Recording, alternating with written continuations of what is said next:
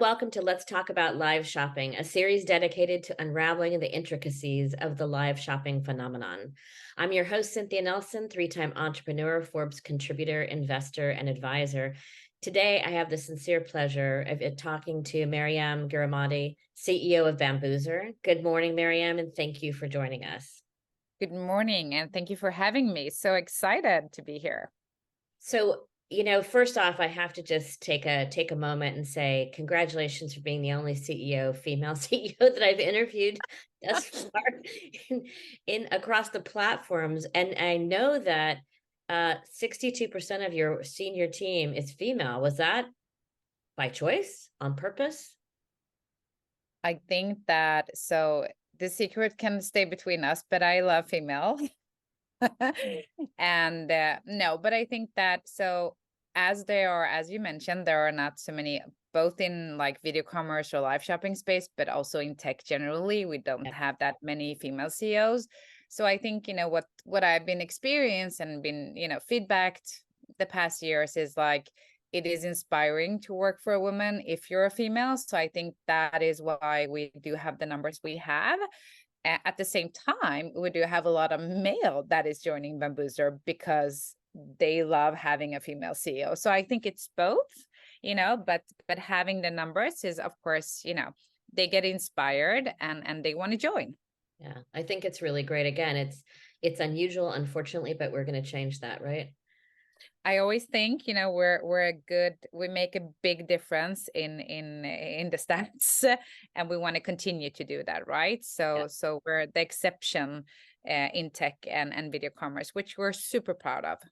I think it's great. And I think that lends into some of the categories that you guys have been super successful in as well. But, first up, I want to hear about the inspiration of Bambuser, how it started. You've been around a long time. And Yep. there's also this amazing story about how journalists have used the Bambuser app platform across the world. So please tell us the story.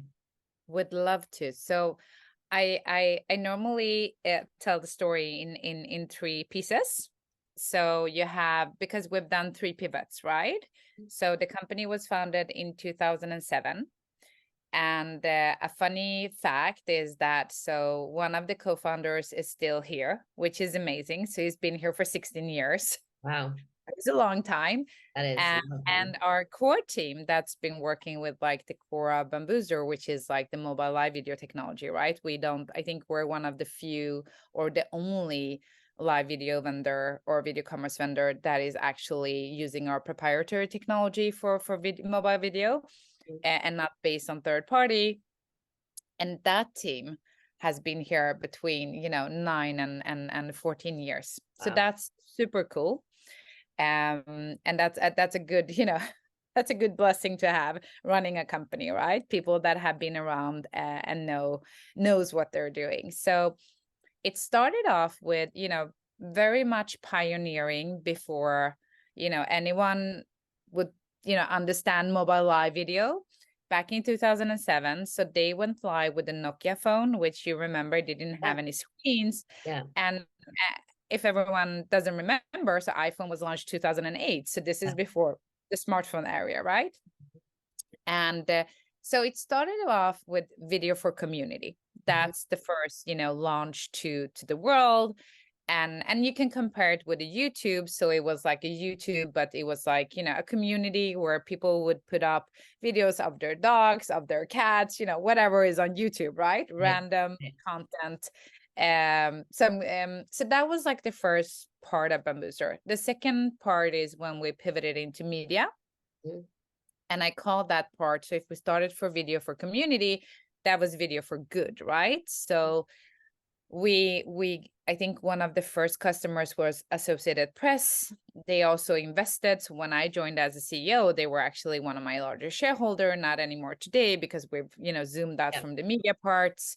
And I think a huge success that we had for video for good was during the Arab Spring. So during the Arab Spring, I would say more or less because they just shut down the country and they shut down social media. So nothing was coming through Twitter or Facebook. So we were actually one of the few channels where we were, contributing and distributing out content Right. from, what was happening inside that square, which is amazing, right? Yeah. So I think we have had a lot of media houses on a global level, and we still actually do have some journalists using Bambuser. We don't support the media business as we did before, of course, because we pivoted into live shopping or video commerce, as we like to call it. So, and I think in between there, that a lot of crazy fun things have happened. Like, so we had Avicii, the great DJ of Scandinavia or Sweden. So he was actually one of the early investors in Bambuser Wow. and did a lot of the like early concerts that he did on our technology. So we've had like, we've dipped our toes into the big water here and there, you can say. So this is the first, if we would conclude video for community, video for good, that's like the first 11 years of the company. Mm. Um, I joined as a CEO in 2018. Mhm. And this is like five and a half years ago. And they were really struggling.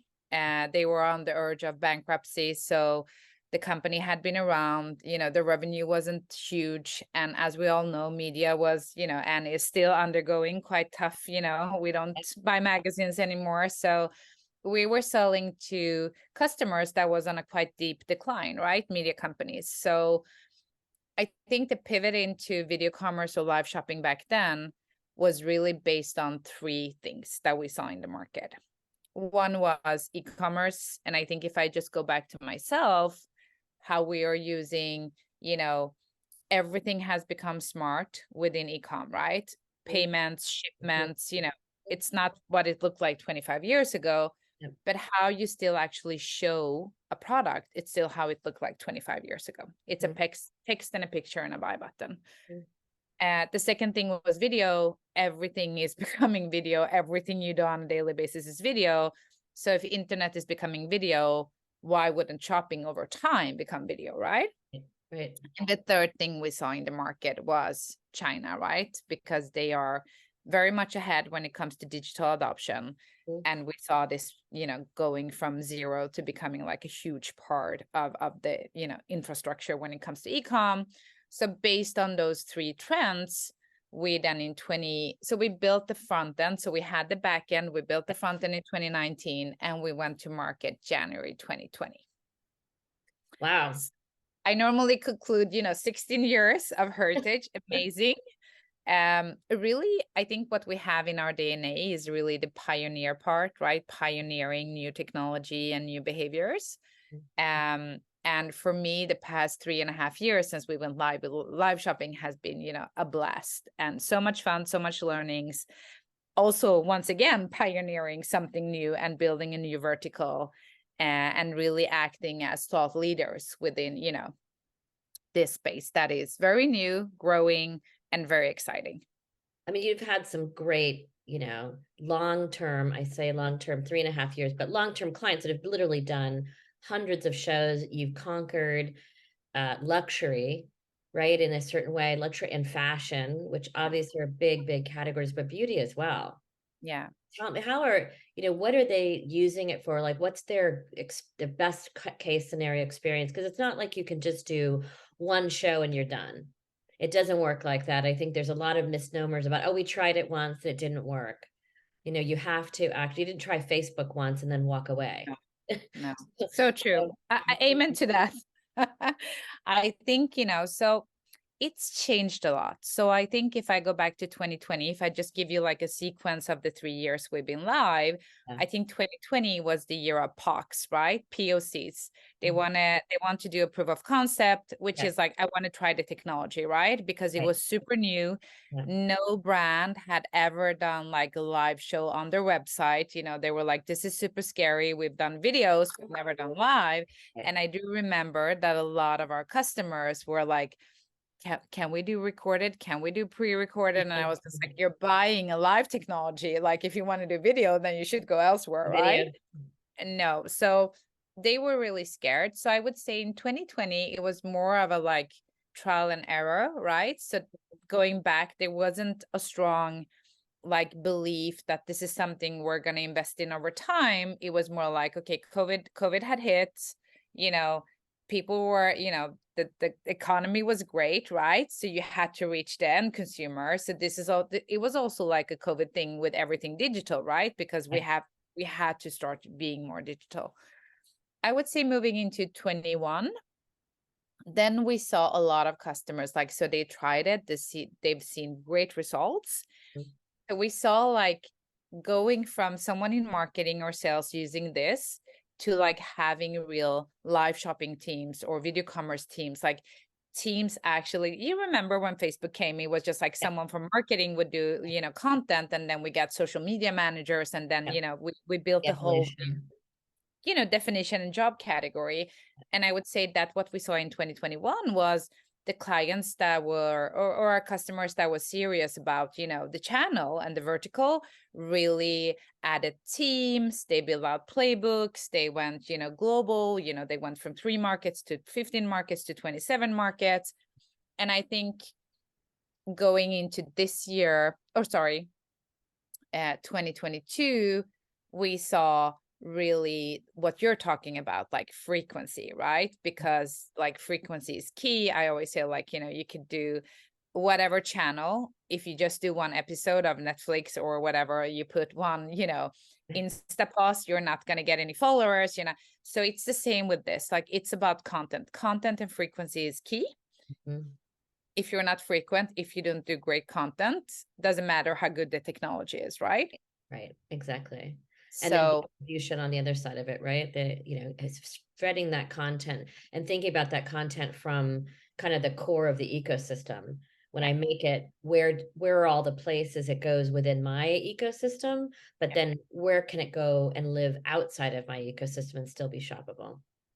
So I think what we see is the brands that are, you know, they are really doing high quality content. That is amazing to see, right? It's not social media content. It's Yeah. really, they plan, you know, they really put in a lot of investment in terms of people and time to really create great content. Mhm. And I think, you know, we see differences. So we're global, we're live in more than, you know, 150 markets, and we have over 45 languages. So we support, you know, on a global base, and it's quite interesting. So there are differences between EMEA, APAC, and Americas. Yeah. And I think in the end of the day, what we see is that what really works based on the data we have and the volume, right? We have a lot of volume going through our, you know, platform on a weekly basis, is that more and more I tend to see brands really going towards more the educational part rather than selling parts, right? So of course there are customers that push for sales. Mhm. I would say what we see is that when you have the best conversion is when you actually give something back to the customer, and then when you give them something, information, education, whatever it can be, inspiration, you can ask them back Mhm. to shop something, right? Mhm. And that is really cool to see, like the movement from pushing things to sell, like the drawback to really helping the customer and giving that customer a lot of support in their, you know, purchase journey or funnel, or what do you want to call it, right? Right. Which And is amazing the to see. authenticity of that too, right? Because Yeah, if you're just pushing a product on someone, no matter what the price point is, there are people that are going to have to buy it just because it's the price point. But there are a yeah, lot of people that are just like, oh, this feels very, it's push marketing at me. It's yeah, not for me. You know, no, and you don't understand me. I need to learn more. I need to understand. I need to trust you. I need to build a trust relationship. Maybe I have it with the brand because I yeah, purchased before, but maybe I don't have it with that person yeah, who is showing me how to utilize it in the best possible way and explaining to me what it's going to do, the features and benefits. And I think that the whole talent piece is yeah, very, very interesting as well, because not every great celebrity influencer can sell. And in fact, most of them can't, no. you It's, know? I think, you know, that's a bit like the key element. The person, the host, it's like a TV show, right? If you don't have the right host, people are not going to stay, they're not going to watch, they're not going to be entertained. Yeah. And it's the same. And then I think the frequency. So even if the host is not great, if you're frequent, then you will over time build Yeah. like a community community, right? That will follow you, even if you're not the best host. And then you can, iterate that with the help of data, right? You can see like people are dropping off now, so I need to be more, cheerful, or, I need to give something more to keep the audience. Right. So what we've been looking at and what we're pushing really is like really looking at like, old TV, like, TV hosts that are great at, entertaining a crowd. But then I think also looking at some of our customers within some verticals. I mean, if you want to do a very, a more luxurious, like you want to buy a, high item ticket price, a car, a vacuum cleaner, like, luxury, right? It's not something that you just check out. You really need to think about it. Then it's not about entertainment. Then it's really about educational and information, right? Mm-hmm. You want to help the customer to do an informed purchase. They don't want to, you want a vacuum cleaner, I don't know, you have a dog or you have a pet, or, you have some kind of rug. You really need to have that personal touch and that customer, support. Right. And that's where we see in those segments. So I do believe it's more complex than saying like it's selling or it's educational or it's informed, because it depends on the vertical, on the price point, so there is a lot of, how to say, a lot of ingredients. Yeah, and it's building your media strategy, right? Because what are Yeah, you trying to do with that particular video? Are you trying to elicit trial? yeah, Are you trying to close the sale? yeah, Or are you trying to inform, yeah, and educate? Because there's yeah, just three different kind of areas even in the funnel, right? There's a yeah, three different types of consumers and three different types of tactics yeah, that you would use, maybe for the same product, but different at different time points, right, in the yeah, customer journey. So yeah, it's really thinking video and live video through the actual customer journey that you've already gotten set up, and where can you use it the most effectively 100%. in communicating. So this kind of takes us to the a little bit on the tech side. There's lots of talk about, generative AI. Everybody's using it, playing with it, having fun with it. But what do you think like their impact is going to be on content creation? Where do you see that going? Are you having clients that are using it already to create content? So I think, I mean, AI has been around for such a long time. I would say like the adoption hit like in 1 week. So it's not that it hasn't been around, then Right, companies right, have played around with it, but I think like the mass adoption just yeah, hit this year, right? yeah, And I think, of course we're looking at it, we're playing around with it.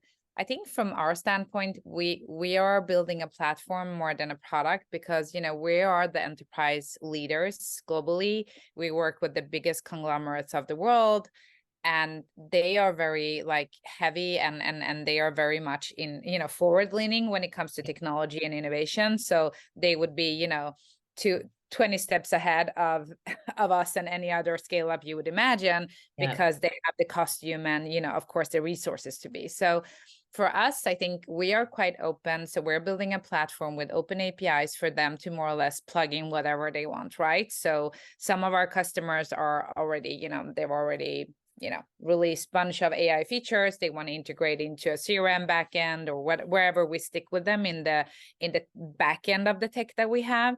yeah, And I think for us, I mean, we are playing around with it. I think it has to make sense and it really needs to add value for our customers, right?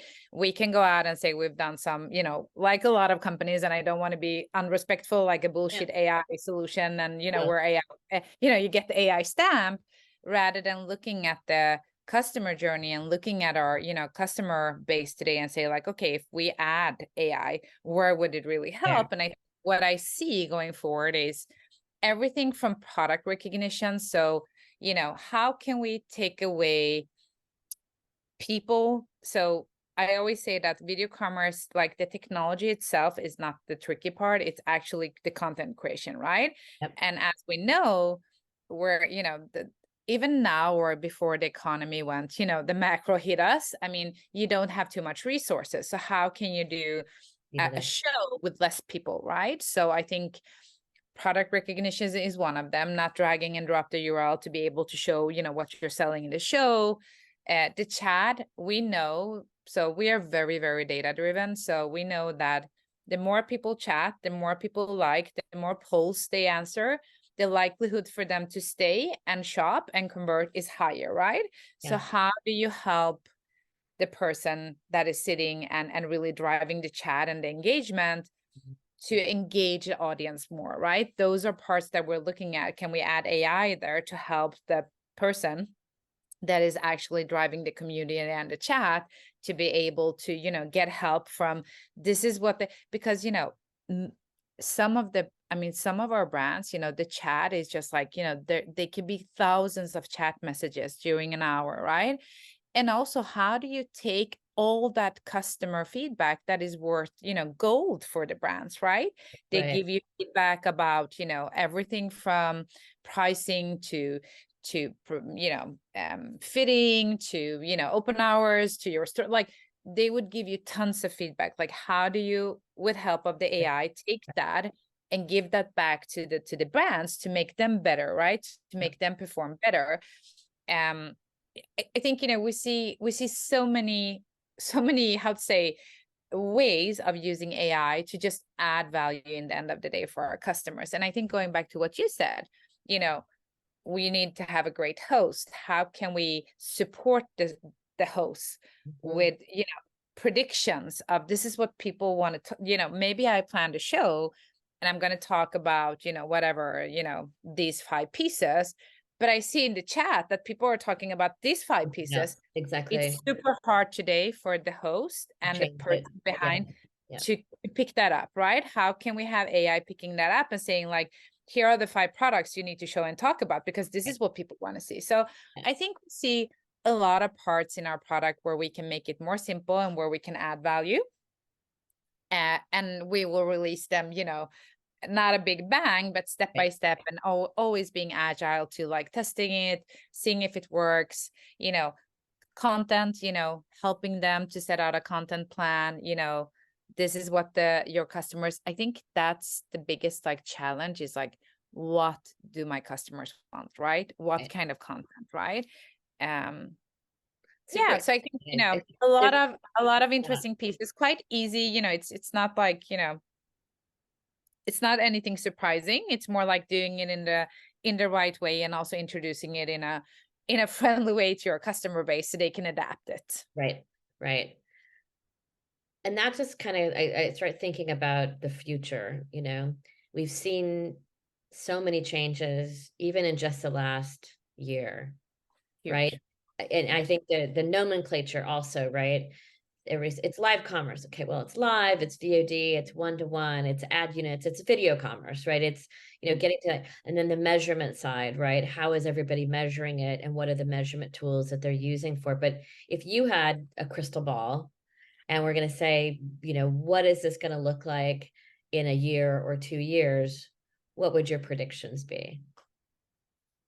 So I think that, I you know we I would like to challenge Shopify. So I do believe that, and I say that because, they're one of the biggest e-com platforms, and Yep. e-com is growing. Of Yep. course, after COVID we see declines, but overall, if we didn't have COVID, it's on quite nice growth year over Yep. year. Yep. um and I think what I say, I don't think maybe it's in 2 years. I think maybe it's more than 5, 4 to 8 years from now. But I do believe that the next shift will be vcom, Mm-hmm. right? Mm-hmm. So we're not gonna, like, we're not gonna sell products. You don't maybe need to have, like, an inventory, because you can drop ship more or less. We have so much, I'd say, products that needs to be sold. We Yep. have too few platforms with really great. That's why we see the marketplace as being huge, right? With a lot of traffic. Yep. So I think that what I see in the long run. In the short run, I think that we went from live shopping, something very simple, right, to something that is becoming more of a platform. So and I talk for Bambuser. So I really do believe that there are different ways of entering a video. It can be, a one-to-many show, that's an event, Mm-hmm. physical in store, or in a showroom, or in a dark store, where we see a huge trend. Our customers are opening up a lot of dark stores where they're doing one-to-one and one-to-many. um I think from there you can jump on a one-to-one call, because I've seen, a show with the car brand, and I actually am thinking of buying that car, and I want to see, I don't want to drive out, car retailers are not in town, and I don't want to sit in a car. So I will just book a one-to-one call. Or you want to really treat your community. So you would have a very small, invitation and have a preview of something. Mhm. And I think even if you want to really, and we've been trying to really do that the past years, like say, like, this is a marketing tool, this is a sales tool, this is a, communication tool. It is a mix of all three, right? So it is for marketing, definitely. I mean, we have so many brands putting, a lot of dollars into expensive, ads, video ads. Mhm. And then you're on the website, and they've had Rihanna and someone else, like huge celebrities, doing a great ad, right? It's a YouTube player. Mhm. It's impossible for me to find that bag, Right, because I have right, to scroll. So like, just take that video and just, you don't need to have a live show. You can just put the products, so the products just make the video shoppable. It doesn't need to be exactly, interactive, right? exactly. That's more marketing. Yeah, I think for social, we see, the full on live show, polls, communication, mhm, like, more of like moving the social commerce into your website. And then for communication, like, I want to, I want to say something to my customer base, and I want to invite them. I want to, treat them, whatever. So I think it's a mix. And I think in the end of the day, what we measure, you mentioned ROI, and I think ROI is really important. What we see, I can mention for you, we have over 200 data points, right? So I can mention for you a lot of data points. I think there is one that is talking quite clear of all the data points, and that's conversion. mhm, So when a customer comes to your website and it lands into some kind of video that is either shoppable or interactive, because that's more or less what we do, mhm. you can see that your average conversion, which I would say today is under one, if you're great, maybe 2%, but most brands are under 1%, Yep, it gets to an average 12, right? yep, So I always say to our customers when I meet them, like, so you put a lot of expensive dollars in ads yeah, to drive people to your website, because in the end of the day, you don't buy on Instagram. I really don't see, and yeah. I know a lot of the platforms are trying out with, Yes, checkout. yes, yes, But today, if I talk about today, 98% of all shopping is happening on website, not on social is inspiration. yep. Transaction happens on your website, right? So why would you drive it to a static PDP page where you have less than 1% conversion? Right, right. When you could continue that great, authentic Yeah. connection with them with continued video. And again, Yeah. what you said is so true is take videos you already have, It take doesn't content need to be you live. already have, Yeah. go through it, skim through it, cut it down, throw it in, ingest it into the system, add the product to it, and there you have a whole new piece of content. So you're actually getting more bang for your buck out of the content that you have already created. Already created. So every brand on earth is doing video content. It's just that they don't touch it. They don't reproduce it into a way on the website that makes it like interesting and shoppable, right? So, and that's why we love to talk video commerce, because I do believe the future of where we're heading is not only live, because live is an essential part of it, but we do see a lot of recorded and pre-recorded, and we see it on longer videos, shorter, so we call them bam bites, short videos, snippets. So they're reused on the PDPs. So it's not really what we started with was live shop Yeah, long formats, right? What we're moving into is very type of different formats. That so on a PDP, I mean, most, if you look to Google Shopping, they're driving more traffic to your PDP today than your actual, correct. Yep, storefront. right. So move like video to your PDP. We're seeing, an uplift with like 60-70% higher conversion when you have video on PDP, right? So it's about taking everything you're doing in video, and really adjusting it depending on where the customer lands, right? Exactly.